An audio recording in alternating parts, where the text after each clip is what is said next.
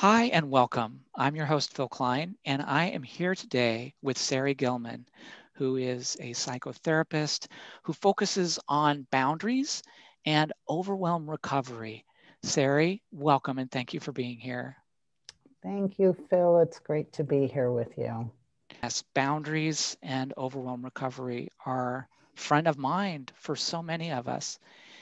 When you think of how self-care fits into our daily routine today, how do you see healthy and good self-care looking today for people? Today, the question that everybody needs to keep in front of their mind is, what do I need? Our self-care has to really keep up with where we are, and it is a changing and evolving thing. Your self-care is not just one static way to do it. And so these days, it helps to really pay attention to maybe you need something different in your self-care for it truly to be self-care. For example, I found myself needing a lot of structure during the pandemic for my self-care. Now, usually I don't. I can do very unstructured things for my self-care, and I'm pretty disciplined. But as the pandemic came, I felt like I had trouble with that kind of inner discipline. And I needed to sign up for like classes and things that would give me the structure because it felt like all of our boundaries collapsed during the pandemic. And my self-care needed structure. So I signed up for a yoga class that got me out of bed early in the morning and on the mat first thing. And I had to show up for it. Like I didn't just like take YouTube videos because then I could do those whenever I want and maybe I'd never get to it. So it was that sort of thing that I needed. And I signed up for a bunch of other classes. And normally I don't need that level of structure. In fact, during times when there isn't this much going on, I actually need the exact opposite usually in my self-care, which is no structure at all because I have very structured hours that I work, and I usually like the opposite. So stay in touch with maybe you need something different and listening to what that is. And you mentioned boundaries and boundary collapse. What Mm-hmm. do you mean when you say boundary collapse? A lot of the things within life as we knew it and how things worked has completely changed. And, even with school closures, it's a sense of things that we count on around us. The world around us has certain boundaries in it. It has some lines that we can count on. Things run this way. Well, nothing is particularly working the way that it was working before. And I experience that as the boundaries around us are collapsing. And so we're in a state of rebuilding and figuring out how things work now and how things are going to work. And it's all kind of being patched together as we go. Did that answer that? Oh, lost your sound, Phil. Yeah, that definitely makes total sense. The boundaries are so strange now. I mean, my office is my home, is my place for relaxation, is my place for reinvigoration. They're all one place. So creating structures helps with that. What are some ways that people can address that boundary collapse over time as opposed to just in the daily kind of way? Well, we need to be thinking about what we say yes to and what we say no to. And the thing to really pay attention to is overload. Are you getting overloaded? Is something becoming too much? And I think everybody is paying more attention to their boundaries. And when I say boundaries, what I mean is your yeses and your nos and where you put these things. And now when you're working at home, like I am too, we're now putting up where's our yes and our no at home for work. When do I check all my work email and when do I not? And you're kind of creating all these new rules for yourself, all these new yeses and all these new nos. And the thing to really pay attention to is just recognizing if you're taking on too much And if you're saying yes to too many things, or if you need more space around you for yourself, and if you have too much piled up on your shoulders, that you just need to watch for saying no to the things that maybe it's time to let go of. You know, we have new priorities now. Have you noticed that, Phil? Yeah. That like, right? Yes, definitely. It does feel like things are shifting so much. Are there some daily rituals or ways that people are stepping up to that need and I have addressing that some overwhelm? rituals that Uh-huh. really help me now every day. And these are not rituals that I was necessarily always doing before, but I wake up every morning and I put my hand on my heart. I do this first thing, like as soon as I open my eyes, I put my hand on my heart and I say, I don't know what you're going to see today. I don't know what this day will bring, but I've got you. I'm with you. It helps to remind myself that we're in times of change and constantly new things are coming at us. And some of them are really difficult and some of them are really beautiful. But it really helps to remind myself of that every single morning. Nice. And throughout the day, are there, things that help Yes, you to stay checked in? I take what I call sanctuary time. And sometimes it's a 15-minute sanctuary time, but I'm very conscious that during that sanctuary time, I want to be really aware that I'm not letting anything interrupt me. So everything is turned off, everything is away from me, and that I'm taking a sanctuary. And that could be that I'm taking a walk around the block with my dog. It could be that I am sitting and listening to music, or I'm strumming the guitar. And I pick up, when I'm outside, I might pick up like a leaf or a stone, something to remind me about groundedness when I take sanctuary time. But I'm very intentional about making sure through the day I take sanctuary breaks. And reading. I'm reading so much more than I used to read. And I'm such a reader anyway, but really, I'm just like nonstop reading books. And thank goodness for libraries during this time, right? And all these books. And I've had some practices that, sustain and carry through these times. I've, always done meditation. So that helps to have some practices that I can lean on. I'm learning botanical art. So I'm, slow drawing, which is very meditative, very relaxing. The key is I'm not problem solving when I'm doing these small rituals through the day. I take a break and I'm not problem solving, because aren't we all problem solving like all the time right now? Everything. Yeah. Yeah. Again, it adds up to overwhelm. And, we're not, at least many of us are in close proximity to people we love. And there's a need to, whether it's just through working relationships or through people we're living with, to provide support for them. What is the way that you suggest that we think about supporting and reaching out to offer support, or invite others to create sanctuary and other kinds of experiences that will be a way that can expand beyond our own inner experience? I think it's time to be creative with that.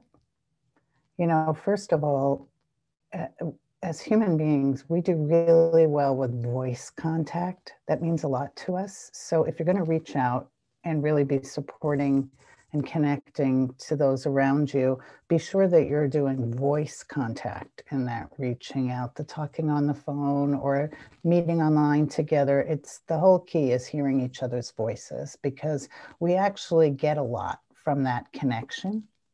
And so that means a lot right now. And we need to be creative and think of other ways to connect and join together with people around us. I'm reading with my grandson online like every other night. We're both reading the same book, and he's in 5th grade, and he's reading it out loud to me. And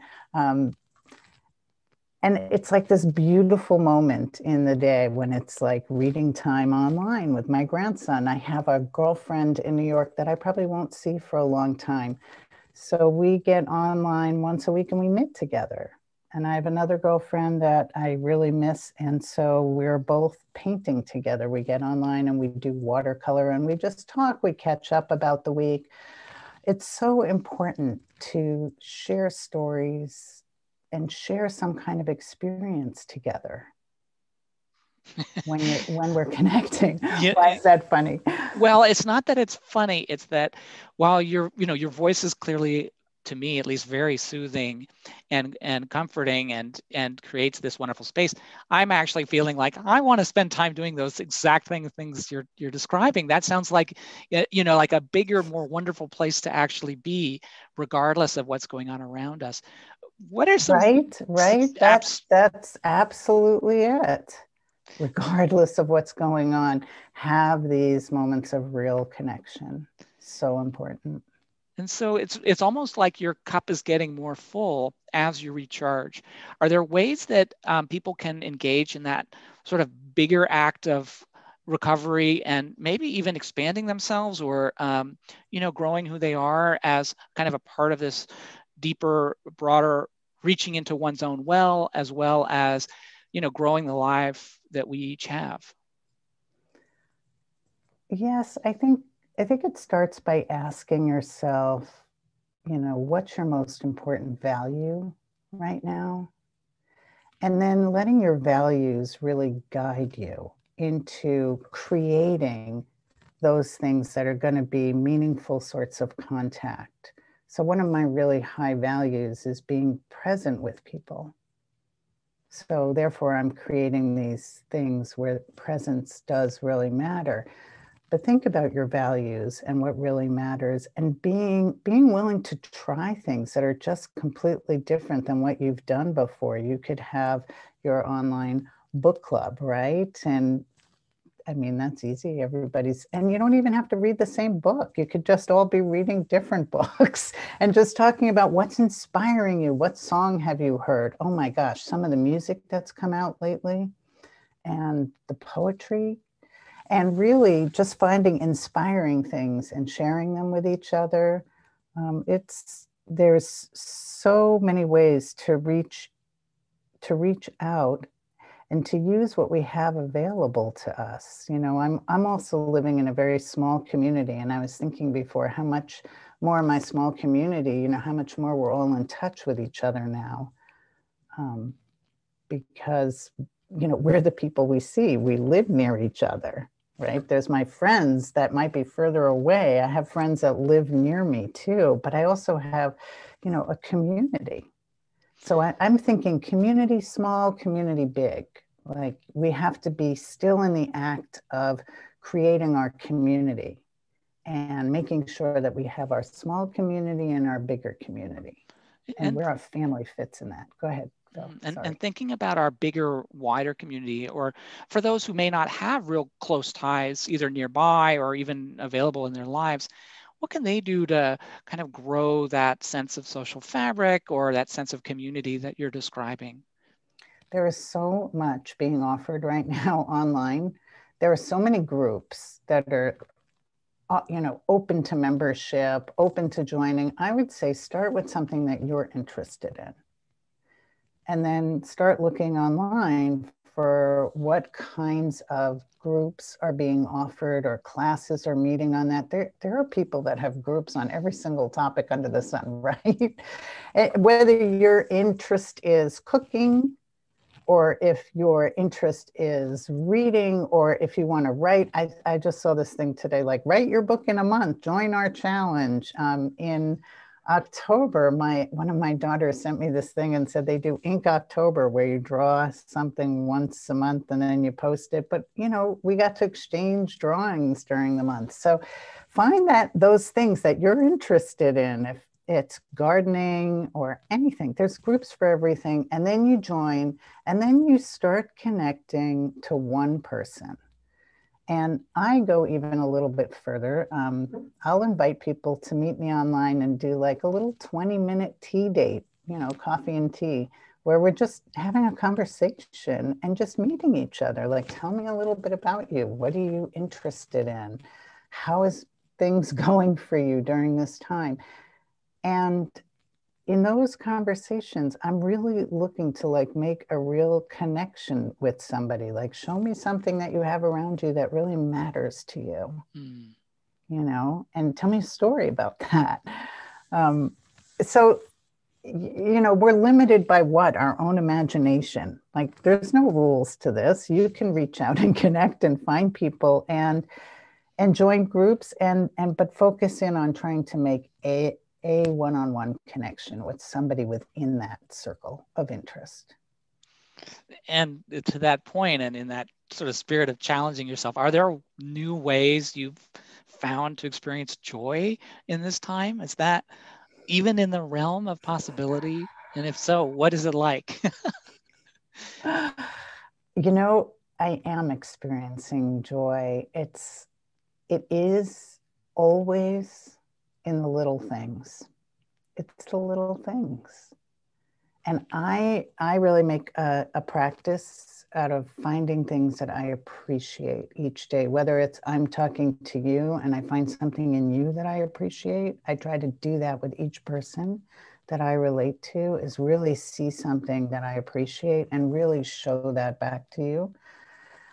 But I also see it when I picked up a leaf a little while ago and I just brought it home and it looked like watercolor splatters. It had like all these green edges and bright yellow. It was gorgeous. To me, that's where joy is. It's always been in the little things. Wow, that is inspiring. I'm curious, what would you most like to leave us with as we kind of turn the corner on this conversation and start thinking about what's next? I was walking the other day at this abandoned farm, and there were these big stalks of carrot that had gone to seed. So I broke off one of the stalks and I brought it home, and I thought I'd use this for my slow meditative drawing practice. I'd try to draw this carrot stalk that went to seed. And I put it down on my table by my drawing paper, and all these seeds spread out all over the place. And I thought, that is the whole thing. It's like new seeds are being blown everywhere right now. And that gives me hope. I know that there are new things starting everywhere.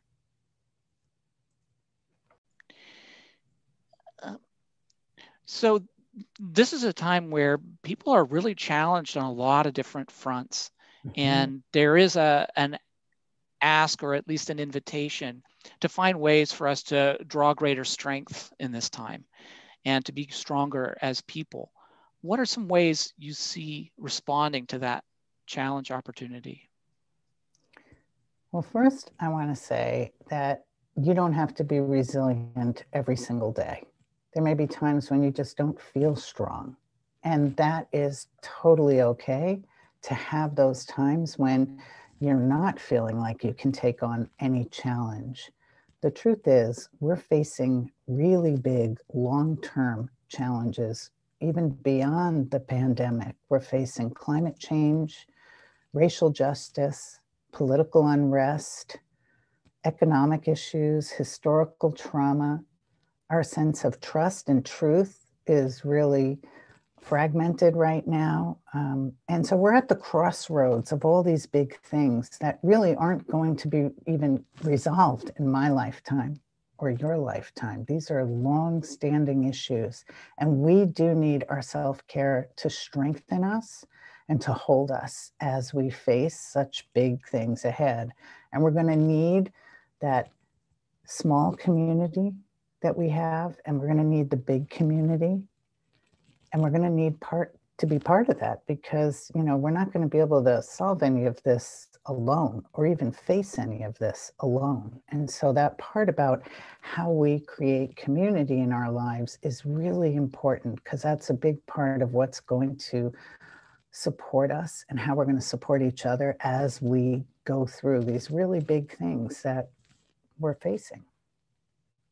Sarri, thank you so much. It has been enlightening and a joy to explore what it can mean to see our boundaries better into being, find ways to grow beyond the binds that seem too tight, and find joy in the little things. Thank you so much. Thank you. Great to be here with you.